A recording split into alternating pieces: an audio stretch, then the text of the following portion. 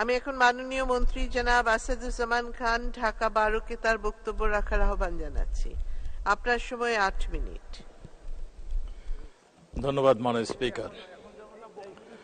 মাননীয় স্পিকার, 2024-25 অর্থবর্ষের বাজেটের উপর সাধারণ আলোচনার সুযোগ করে দেওয়ায় আপনাকে ধন্যবাদ।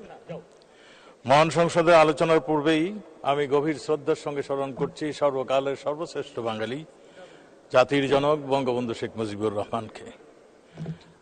আমি স্মরণ করছি সেই 15ই আগস্ট বঙ্গমাতা সহ যারা শাহাদাত বরণ করেছিলেন, জাতীয় চারনা থেকে স্মরণ করছি বীর মুক্তিযোদ্ধাতে যারা শাহাদাত বরণ করেছিলেন মুক্তিযুদ্ধের সময়। আমি মাননীয় স্পিকার, বাজেট 24-25 অর্থবর্ষরে বাজেটের 53তম বাজেট এটি জননেত্রী শেখ হাসিনার সরকারের টানা চতুর্থ মেয়াদের প্রথম বাজেট। প্রাজ্ঞ অর্থনীতিবিদ, প্রাজ্ঞ অর্থমন্ত্রী এই বাজেটের বক্তব্যে এবারের বাজেটের শিরোনাম দিয়েছেন সুখী, সমৃদ্ধ, উন্নত, স্মার্ট বাংলাদেশ বিনির্মাণের অঙ্গীকার। যথার্থ এটা তিনি করেছেন। 24-25 অর্থবর্ষের সমতা ভিত্তিক সমাজ প্রতিষ্ঠার পথে একটি কল্যাণমুখী বাজেট উপস্থাপনের জন্য মাননীয় অর্থমন্ত্রীকে আমি ধন্যবাদ জানাচ্ছি। এখন জন্ম সনদ দিয়ে খোলো বিকাশ স্টুডেন্ট অ্যাকাউন্ট, নিজের বিকাশ নিজে কর। বাজেটের মাননীয় স্পিকার, 17 কোটি মানুষের জনবহুল বাংলাদেশ উল্লেখযোগ্য দারিদ্র্য বিমোচনের নেতৃত্ব দেওয়ায় প্রধানমন্ত্রী শেখ হাসিনার আমলে বেশিরভাগ সময় জিডিপির বার্ষিক গড় হার হচ্ছে প্রায় 7%। সমকালীন বিশ্বকে অর্থনীতির এই মন্দার সময় এটি একটা অভাবনীয় অর্জন বলে অভিহিত করেছেন দি ইকোনমিস্ট। পঞ্চম মেয়াদ সরকার গঠন করায় ইন্দিরা গান্ধী বা মার্গারেট থেচারকেও ছাড়িয়ে যাওয়ার শেখ হাসিনাকে এশিয়ার লৌহমানবী আয়রন লেডি হিসাবে অভিহিত করেছেন দি ইকোনমিস্ট।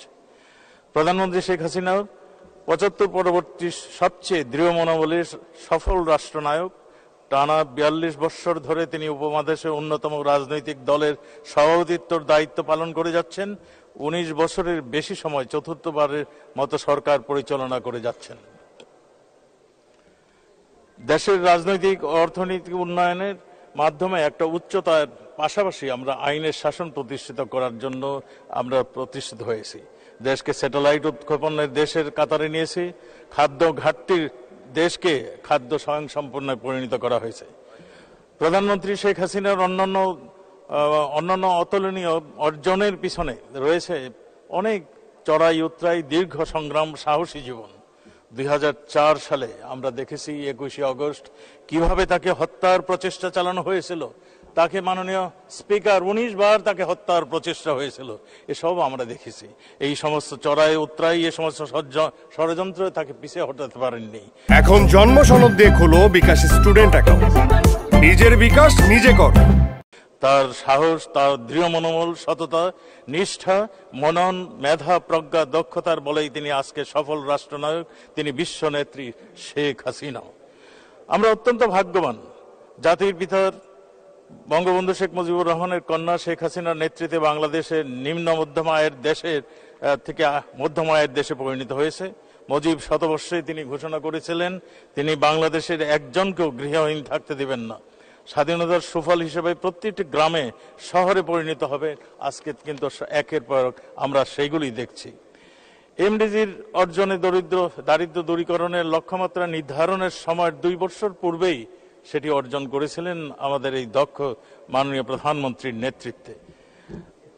মাননীয় স্পিকার, এমনি তো বদলে যায়নি বাংলাদেশ। তিনি 2008-এ বলেছিলেন তিনি বদলে দেবেন বাংলাদেশকে। তার দক্ষতা, তার যে সুদূর প্রসারী চিন্তা, সবগুলোই এর কারণ ছিল মাননীয় স্পিকার।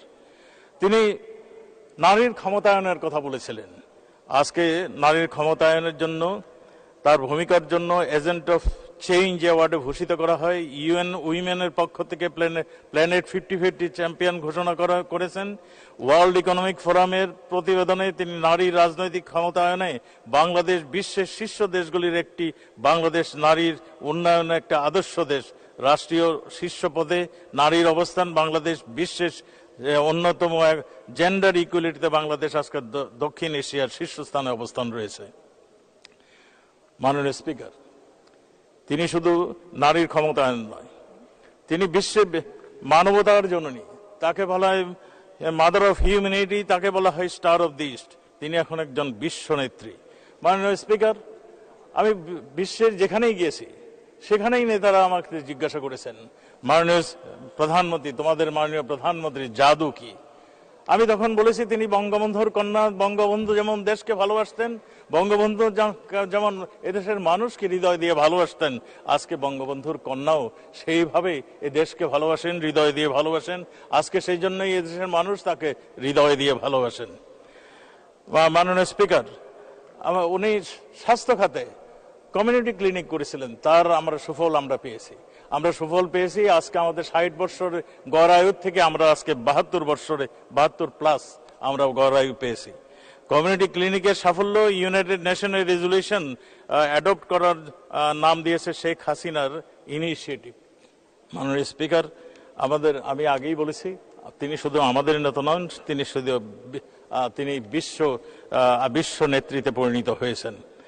মাননীয় স্পিকার, বঙ্গবন্ধু আমাদের জাতির পিতা শেখ মুজিবুর রহমান 1975-এ রাজাবাগ প্যারেড গ্রাউন্ডে প্রথম পুলিশ সপ্তাহে উপলক্ষে বলেছিলেন, একটি কথা তোমরা ভুললে চলবে না পুলিশদের উদ্দেশ্যে, আপনারা স্বাধীন দেশের পুলিশ, আপনারা বিদেশি শোষকদের পুলিশ নন, জনগণের পুলিশ। আপনাদের কর্তব্য জনগণের সেবা করা, জনগণকে ভালোবাসা, দুর্দিনে জনগণের সাহায্য করা। আজ আমি বলতে চাই, বঙ্গবন্ধুর যোগ্য উত্তরসূরি মাননীয় প্রধানমন্ত্রীর নেতৃত্বে বর্তমান পুলিশ সত্যিকার অর্থে জনবান্ধব পুলিশে পরিণত হয়েছে। মাননীয় স্পিকার, আমরা দেখেছি করোনার সময় মাতার ডেড বডি সন্তানরা হসপিটাল থেকে ফেলে চলে গিয়েছেন, এই পুলিশ তার দাফন কাফন করেছে। মাননীয় স্পিকার, আমরা করোনা কালের সময়ের কথা সবসময় আজকে জনগণের পাশে আজকে পুলিশ দাঁড়িয়েছে। সেই জন্যই আমরা ইউনাইটেড নেশনে আমাকে একটা মাননীয় প্রধানমন্ত্রী একটা সেমিনারে পাঠিয়েছিলেন। সেখানে কথা হচ্ছিল যে সাস্টেইনেবল ডেভেলপমেন্টের জন্য কি প্রয়োজন। সাস্টেইনেবল ডেভেলপমেন্টের জন্য বলা হয়েছিল সাস্টেইনেবল পিস। আমি তার সঙ্গে একটু যুক্ত করে বলছিলাম, সাস্টেইনেবল পিস থাকতে হলে সাস্টেইনেবল সিকিউরিটির দরকার। আমাদের মাননীয় প্রধানমন্ত্রী সেই সাস্টেইনেবল সিকিউরিটির জন্য আমাদেরকে ঘোষণা দিয়েছিলেন, তিনি জিরো টলারেন্সের কথা বলেছিলেন। আমাদের পুলিশ, আমাদের নিরাপত্তা বাহিনী আজকে জিরো টলারেন্স নীতি অবলম্বন করেই তারা দেশের শান্তি শৃঙ্খলা রক্ষার্থে কাজ করে যাচ্ছেন। আজকে পুলিশ যে কোনো চ্যালেঞ্জ মোকাবেলায় তারা সফল হচ্ছেন। জঙ্গি দমন বলেন, মাদক ব্যবসা বলেন, সন্ত্রাস দমন বলেন, চরমপন্থী আত্মসমর্পণ বলেন, জলদস্যু সারেন্ডার বলেন, সবই কিন্তু একের পর এক আপনারা দেখেছেন আমাদের মাননীয় প্রধানমন্ত্রীর দিক নির্দেশনায় একের পর এক আমরা সফল হয়েছি। মাননীয় স্পিকার, মাননীয় মন্ত্রী 3 মিনিট। জি ধন্যবাদ মাননীয় স্পিকার। আমরা 16 বছর আগের যদি পুলিশ, আমি আগেই বলেছি, এই পুলিশ এক নয়। এই পুলিশ আজকে জনগণের পুলিশ, আজকে জনগণের আস্থার বিশ্বাসের জায়গায় চলে আসছে। মাননীয় স্পিকার, আরেকটি পুলিশের উন্নত সেবা আমরা সবাই আজকে দেশবাসী ভোগ করছেন। আমাদের অ্যাডভাইজার, আইসিটি অ্যাডভাইজার সজীব ওয়াজেদের জয় ব্রেন চাইল্ড 999। আজকে যে কোনো লোক যে কোনো খানের থেকে 99-এর ফোন করলেই পুলিশ সেখানে উপস্থিত হচ্ছে, অ্যাম্বুলেন্স সেখানে যাচ্ছে, ফায়ার সার্ভিসের লোক সেখানে যাচ্ছে। মাননীয় স্পিকার, জনগণের পুলিশ আমরা সেই জন্যই বলি, আজকে পুলিশ জনগণের সেবক হয়েছে। আগে যে আমরা পুলিশকে ভয় পেতাম, আমরা যখন ছাত্র ছিলাম পুলিশ দেখলে সরে যেতাম। এখন কিন্তু পুলিশ আমরা দেখলে জনগণ তার কাছে যায়। আমরা পুলিশকে সুন্দরভাবে সাজানোর জন্য আমরা প্রচেষ্টা নিয়েছি। এই সেবাকে সহজ করার জন্য আমরা জনমুখী প্রয়াস আমরা চালু করেছি। আমরা জিডি যে কোনো ব্যক্তি অনলাইনে জিডি ঘরে বসে করতে পারে, আমরা সেই চেষ্টাটা আমরা করে যাচ্ছি। আমরা মাননীয় স্পিকার, জঙ্গি দমনের আইন শৃঙ্খলা বাহিনী জীবন বাজি রেখে জঙ্গিদের বিরুদ্ধে লড়াই করেছে। আমি আগেই বলেছি 2009-এ পুলিশের জনবল ছিল 1,30,000, বর্তমান পুলিশের জনবল 2,13,000 ও বেশি। 2009 থেকে 23 সাল পর্যন্ত 1,19,919 জন পুলিশ মাননীয় প্রধানমন্ত্রীর দিক নির্দেশনায় আমাদের পুলিশ বাহিনীতে যোগ হয়েছে। জাতির পিতা শেখ মুজিবুর রহমান 1974 সালে নারী পুলিশ সদস্য নিয়োগ দিয়ে গিয়েছিলেন। আজকে মাননীয় প্রধানমন্ত্রীর দিক নির্দেশনায় আমরা পুলিশে প্রায় 8% নারীর সদস্য রাখার জন্য আমরা প্রচেষ্টা নিয়েছি এবং যারে যেখানে আমরা করেছি নারী সদস্যরা তারা অত্যন্ত সফলতার সঙ্গে কাজ করে যাচ্ছে। আমাদের পুলিশকে সমৃদ্ধ করার জন্য আমরা টুরিস্ট পুলিশ, নৌ পুলিশ, আমরা দুর্ঘটনা রোধের জন্য হাইওয়ে পুলিশ, আমরা ইন্ডাস্ট্রিয়াল পুলিশ, আমরা জঙ্গি দমনে কাউন্টার টেররিজম ইউনিট, আমরা এটিও, এগুলি সবগুলোই, এবং উন্নত তদন্তের জন্য আমরা পিবিআই আমরা গঠন করেছি মাননীয় স্পিকার। এরা সবাই অত্যন্ত সফলতার সঙ্গে তারা কাজ করছে বলেই আমরা সেই জায়গাটিতে আসছি। মাননীয় প্রধানমন্ত্রীর ডিজায়ার অনুযায়ী আমরা সেই নিরাপত্তার কাজটি আমরা সঠিকভাবে পুলিশ করছেন, সেই জন্যই আজকে শান্তিতে ব্যবসা বাণিজ্যের থেকে সবকিছু হচ্ছে। আমরা মাননীয় স্পিকার, র্যাব একটা এলিট ফোর্স। র্যাব তার দক্ষতায়, তার অভিযানিক সক্ষমতায় তারা আজকে জনগণের আস্থার জায়গায় পরিণত হয়েছে। র্যাব আজকে অবৈধ অস্ত্র উদ্ধার, মাদকদ্রব্য চোরাচালান রোধ, জনসাধারণের জানমালের নিরাপত্তার বিধান সহ সমস্ত ভূমিকা যেখানেই র্যাবকে দায়িত্ব দেওয়া হয় র্যাব সঠিক কাজটি করছে বলেই আমরা সেই জায়গাটিতে যেতে পেরেছি। প্রতিষ্ঠার পরের থেকেই র্যাব 2500 সন্ত্রাসী জঙ্গি গ্রেফতার করেছিলেন বিপুল পরিমাণ। জি মাননীয় মন্ত্রী 5 মিনিট। জি, অবৈধ অস্ত্র, গোলাবারুদ, বিস্ফোরক, জিহাদি বই, এগুলি এই চরমপন্থী সন্ত্রাসীদেরকে ধরেছিল বলেই আমরা জঙ্গি দমনে সক্ষম হয়েছি। আমাদের পুলিশের পাশাপাশি র্যাব তাদের ভূমিকা রেখেছিল বলেই আমরা জঙ্গি দমনে মাননীয় প্রধানমন্ত্রীর দিক নির্দেশনায় আমরা সফল হয়েছি। র্যাবের কার্যক্রমে প্রধানমন্ত্রী 2018 সালে নভেম্বর মাসে সুন্দরবনকে দস্যুমুক্ত ঘোষণা করতে পেরেছিলেন মাননীয় স্পিকার। শুধু তাই নয়, আমরা চরমপন্থী পাবনাতে 600-ও বেশি চরমপন্থী সারেন্ডার করেছে একবারে। সিরাজগঞ্জে 200-ও বেশি চরমপন্থী সারেন্ডার করলো। মাদক যারা ব্যবসা করতো তারা সারেন্ডার করেছে। আমাদের মাননীয় প্রধানমন্ত্রী শুধু সারেন্ডার করেই তিনি থেমে নেই, তাদেরকে পুনর্বাসনের জন্য তিনি ব্যবস্থা করেছেন। প্রত্যেকটা যারা নাকি জলদস্যু যারা সারেন্ডার করেছিল তারা যেন সুন্দর জীবিকা অর্জন চালিয়ে যেতে পারে সেই জন্য তাদেরকে কিছু অর্থনৈতিক সাহায্য তাৎক্ষণিক দিয়েছেন, তাদের বাড়িঘরগুলি ঠিক করে দিয়েছেন। ঠিক সেমনই চরমপন্থীদের বেলাও তিনি সেইভাবেই কাজ করেছেন বলেই আমাদের সবকিছু এত সুন্দরভাবে চলছে। মাননীয় speaker, border guard Bangladesh BGB আমাদের 4427 কিলোমিটার আমাদের সীমান্ত সার্বিক নিরাপত্তার বিধানের জন্য বর্ডার গার্ড আজকে কাজ করছে। বর্ডার গার্ড সুন্দরভাবে কাজ করছে বলেই আমরা বর্ডারে অনেক কিছুই আজকে কন্ট্রোল করতে পারছি। সীমান্তের আমাদের সীমান্তর চৌকিগুলি, এই যে ঘাটিগুলো এতই দুর্গম ছিল, সেগুলো আমরা বর্ডার রোড করে দিয়ে এগুলিকে আমরা কমিউনিকেশনের দিক দিয়ে আমরা সেগুলিকে আরো সুন্দর ব্যবস্থা নিয়ে আসছি। আমরা বিজেপিকে আমরা ত্রিমাত্রিক ফোর্স হিসাবে আমরা মাননীয় প্রধানমন্ত্রী দেখতে চেয়েছিলেন, সেই জন্য হেলিকপ্টার থেকে আরম্ভ করে জলযান সবই বিজেপিকে দেওয়া হয়েছে যাতে বিজেপি তার অর্পিত দায়িত্বটি সঠিকভাবে পালন করতে পারে এবং সেই কাজটি করে যাচ্ছেন। মাননীয় স্পিকার, আমরা বাংলাদেশ আনসার তারাও তাদের সঠিক কাজটি করছে। যখন যেই দায়িত্ব আনসারকে দেওয়া হচ্ছে আনসার সেই কাজটি করছে। আনসার নির্বাচনের দায়িত্ব পালন করেছেন সুন্দরভাবে। আনসার ধর্মীয় অনুষ্ঠানগুলি, পূজা, ঈদ, বিশ্ব ইজতেমা সবগুলি তাদের যে দায়িত্ব তাকে দেওয়া হয় সুন্দরভাবে কাজ করেন।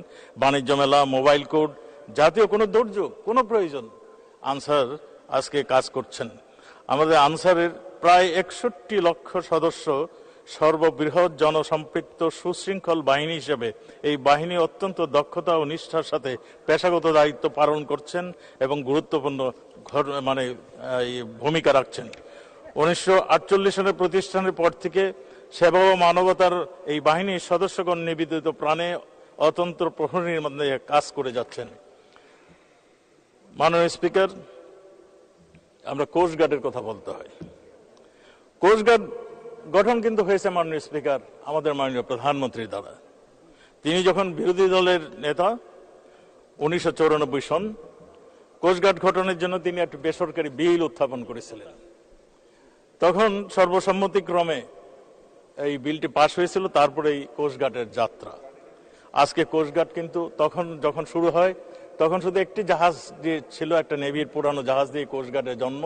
কিন্তু আজকে মাননীয় প্রধানমন্ত্রীর দিক নির্দেশনায় কোস্টগার্ড অত্যন্ত শক্তিশালী একটা বাহিনীতে পরিণত হয়েছে মাননীয় স্পিকার।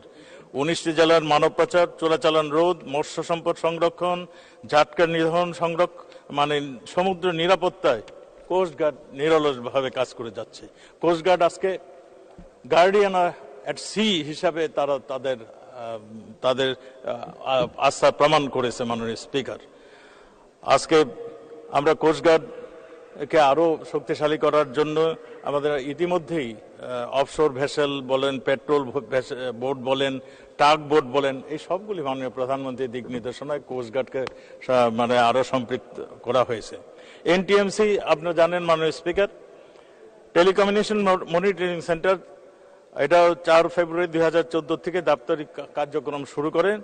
এটা নিরলসভাবে দেশের জঙ্গি দমন এবং অন্যান্য কার্যকলাপের জন্য এই সংস্থা লফুল ইন্টারসেপশনের সহায়তা প্রদানে এই সংস্থার কার্যক্রম অব্যাহত রয়েছে। আমি ফিরে আসি আমাদের স্বরাষ্ট্র মন্ত্রণালয়ের মাননীয় স্পিকার, যেমন জননিরাপত্তা বিভাগ, সুরক্ষা বিভাগ রয়েছে, সেখানে ফায়ার সার্ভিস, সেখানে কারা অধিদপ্তর, সেখানে পাসপোর্ট এবং ইমিগ্রেশন এবং মাদকদ্রব্য নিয়ন্ত্রণ অধিদপ্তর সেখানে। মাননীয় স্পিকার, আমার বোধহয় সময় নেই, আমি মাদক সম্বন্ধে একটি কথা বলতে চাই। এই অন্য যেগুলি সবগুলি মাননীয় প্রধানমন্ত্রী ফায়ার সার্ভিস, সিভিল ডিফেন্সে আগে। জি মাননীয় মন্ত্রী, আপনি কয় মিনিট বলবেন? আপনি 17 মিনিট বলেছেন। জি 5 মিনিট।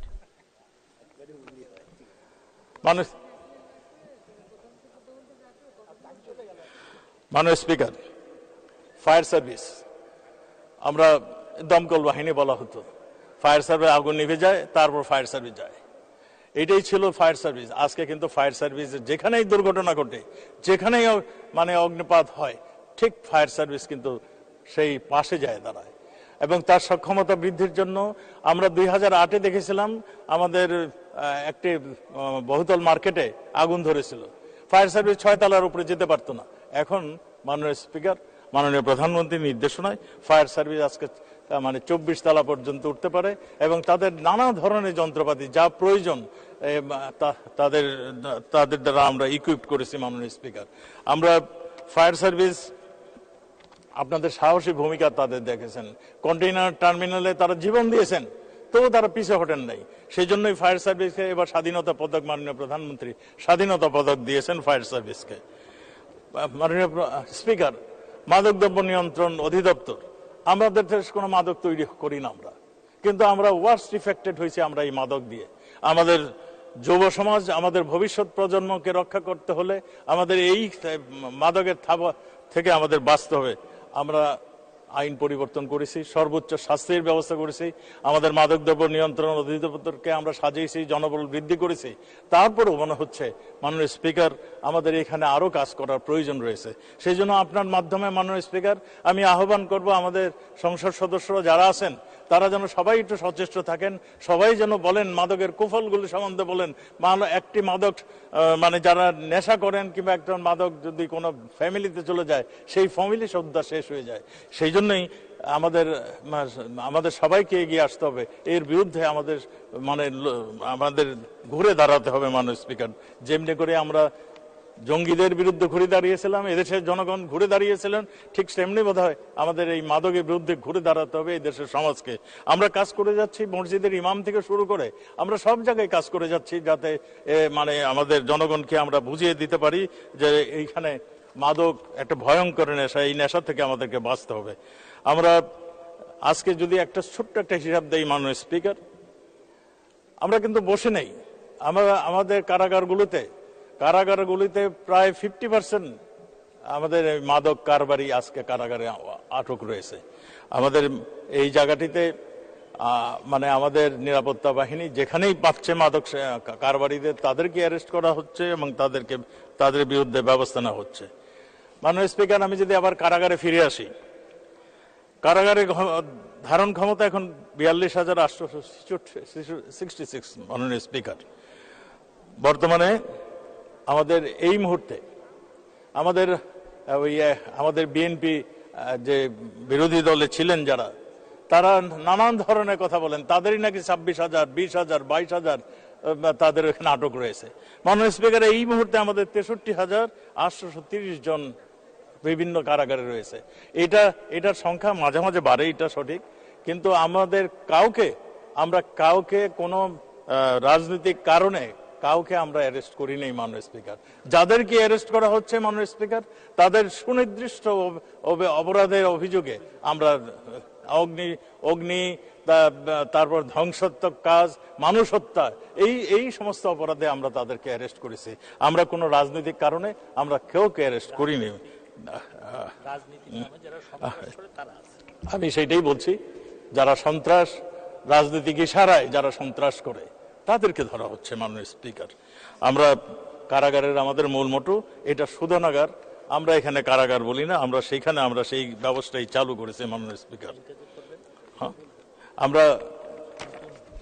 আমরা কারাগারের নতুন আইন হচ্ছে মাননীয় স্পিকার। আর একটা জিনিস, আমাদের যে ঢাকা কেন্দ্রীয় কারাগার, এটা আমরা একটা মাননীয় প্রধানমন্ত্রীর দিক নির্দেশনায় আমরা একটা সুন্দর জাদুঘরের মতন করছি। সেখানে বঙ্গবন্ধুর স্মৃতি বিজড়িত যে অংশটা এবং আমাদের চার নেতার স্মৃতি বিজড়িত অংশটা সেখানে থাকবে। মাননীয় স্পিকার, আমার সময় শেষ হয়ে গেছে, আমি একটি কথা বলি, শেষ করতে চাই। আমি মাননীয় প্রধানমন্ত্রীকে একটা ধন্যবাদ জানাতে চাই। ধন্যবাদটা হলো, আমরা যারা মুক্তিযোদ্ধারা যারা বেঁচে আছি এখনো, আমাদের প্রাণের দাবি ছিল জয় বাংলা স্লোগানটাকে জাতীয় স্লোগানে নিয়ে আসা।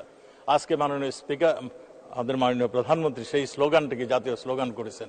সেই জন্য আমরা মুক্তিযোদ্ধার তরফ থেকে আমরা তাকে ধন্যবাদ জানাচ্ছি। মাননীয় স্পিকার, আমাদের তো তখন কিছুই ছিল না, শুধু জয় বাংলা স্লোগান আমাদের ছিল। আমরা দাঁড়িয়েছিলাম এই আধুনিক সেনাবাহিনীর বিরুদ্ধে। আমাদের একটি শব্দ, একটি উচ্চারণ, জয় বাংলা। আর তারা মেশিন গানের গুলি চালাতো, আমরা দাঁড়িয়ে থাকতাম, আমরা বুক পেতে আমরা দাঁড়িয়েছিলাম। আমরা মাননীয় স্পিকার, আমার মনে পড়ে 25শে মার্চ রাত্রে যখন সবকিছু শেষ হয়ে গেল, আলোচনা ব্যর্থ হলো, তখন আমাদের নেতারা ফার্ম গেটে ব্যারিকেডের দায়িত্ব আমাদেরকে দিল। আমরা তখন ফার্ম গেটে যা কিছু ছিল, আমাদের গাছ কেটে ট্রাক্টর এনে, রোলার এনে রাস্তা বন্ধ করে দিলাম। আমাদের আর্মিরা এসে প্রথমেই থমকে গেল। এখানে রাও ফরমান আলীর অফিসটা ছিল, আমাদের মাননীয় প্রধানমন্ত্রীর অফিস, এখানেই তিনি ছিলেন। তিনি তখন পায়চারি করতেছিলেন না, তখন 1 কিলোমিটার মুড়েই যখন বাধাপ্রাপ্ত হলো, তখন স্লোগান শুনছিল জয় বাংলা, আর তাদের মেশিন গানের শব্দ। এটা আপনার মেজর শিবলি সাদেক তার এডিসি সুন্দরভাবে উল্লেখ করেছিলেন। তিনি বলেছিলেন যে আমাদের তখন রাও ফরমান আলী পায়চারি করতেছিলেন, আর তখন এত কাছে, ক্যান্টনমেন্টের এত কাছেই জয় বাংলা স্লোগানে তাদের আটকে দেওয়া হয়েছিল, তারা বিচলিত হয়ে গিয়েছিলেন। তখন আমাদের মেশিন গানের গুলি যখন চললো, তিনি ওই বইতে আরো লিখেছিলেন, জয় বাংলা যত জোরে আওয়াজ হচ্ছিল, তত জোরে মেশিন গানের গুলি চলছিল, ব্রাশ ফায়ার চলছিল। ক্রমে ব্রাশ ফায়ারের গর্জন আরো কঠোরতর হলো, জয় বাংলার স্লোগানটি একটু ক্ষীণ হয়ে গেল। এটা তার বইয়ে স্পষ্ট লেখা আছে। সেই জাতীয় স্লোগান জয় বাংলা আজকে জাতীয় স্লোগানে পরিণত হয়েছে। সেই জন্য মাননীয় প্রধানমন্ত্রীকে আমরা সবাই তাকে শুভেচ্ছা জানাই, ধন্যবাদ জানাই। মাননীয় স্পিকার, আপনাকে ধন্যবাদ। ধন্যবাদ মাননীয় মন্ত্রী। আমি এখন মাননীয় সদস্য জনাব মোহাম্মদ জিজুর রহমান, মৌলভীবাজার 3কে তার বক্তব্য রাখার আহ্বান জানাচ্ছি। আপনার সময় 7 মিনিট।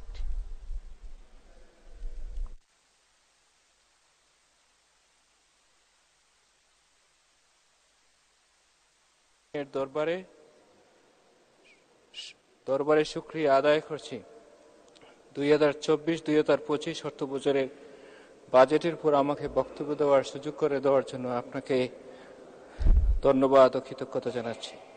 মাননীয় স্পিকার, প্রথমেই আমি শ্রদ্ধার সাথে স্মরণ করছি সর্বকালের সর্বশ্রেষ্ঠ বাঙালি জাতির পিতা বঙ্গবন্ধু শেখ মুজিবুর রহমানকে, যার জন্ম না হলে স্বাধীন বাংলাদেশের একজন সংসদ সদস্য হিসাবে আমি এখানে দাঁড়িয়ে কথা বলা সম্ভব হতো না। আমি শ্রদ্ধার সাথে স্মরণ করছি বঙ্গমাতা ফজিলাতুন্নেসা মুজিব সহ 15ই আগস্টের সেই কালো রাতের বুলেটের আঘাতে নিহত সকল শহীদদের।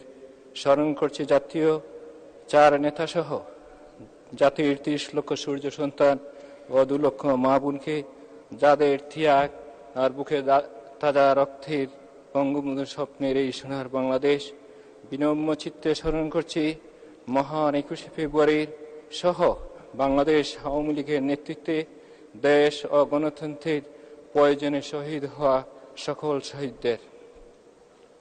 মাননীয় স্পিকার, বাংলাদেশ আজ স্বনির্ভর ও উন্নত রাষ্ট্রে পরিণত হচ্ছে। উন্নয়নের দিক দিয়ে সারা বিশ্বের বিষয় বাংলাদেশ, আর এই কৃতিত্ব একজনের, তিনি আমার মমতাময়ী মা, এই দেশের আপামর জনসাধারণের আস্থা ও ভরসার শেষ ঠিকানা মাননীয় প্রধানমন্ত্রী জননেত্রী শেখ হাসিনা। জননেত্রী শেখ হাসিনার নেতৃত্বে দীর্ঘদিন ধরে স্বাধীনতার সপক্ষের শক্তি ক্ষমতায় থাকায় দেশের উন্নয়ন দুর্বার গতিতে এগিয়ে যাচ্ছে। বাংলাদেশের জন্ম থেকে শুরু করে যত কিছু ভালো আর গৌরবের সবই এসেছে বাংলাদেশ আওয়ামী লীগের হাত ধরে।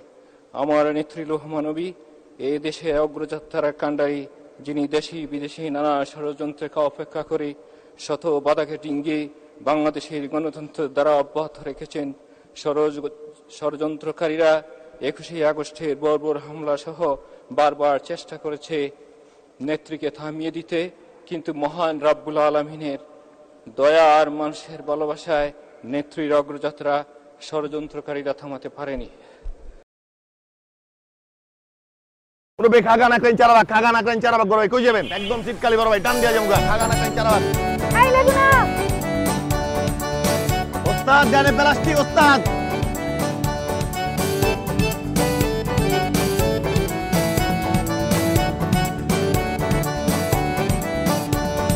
আপনার বান্ধবী আসেনি আজকে? না, কেন রে লাগবে? গেল কই? হে পৃথিবী, তুমি আমাকে ক্ষমা করে দিও। কইছি না বাপ তুইলা কথা কবি না, কইছি না একবার কলিজার টাইন আছে। মা কি হইছে? আমাদের মতো মানুষের এসব দেখা শোভা পায় না। উনি আমার কাছে আসছে। কাস্টমার, আমি পাশেই আছি, ঠিক আছে? আমি তোমার কতটা ভালোবাসি, আমি তো মানুষ সুইটিরে ভালোবাসছি।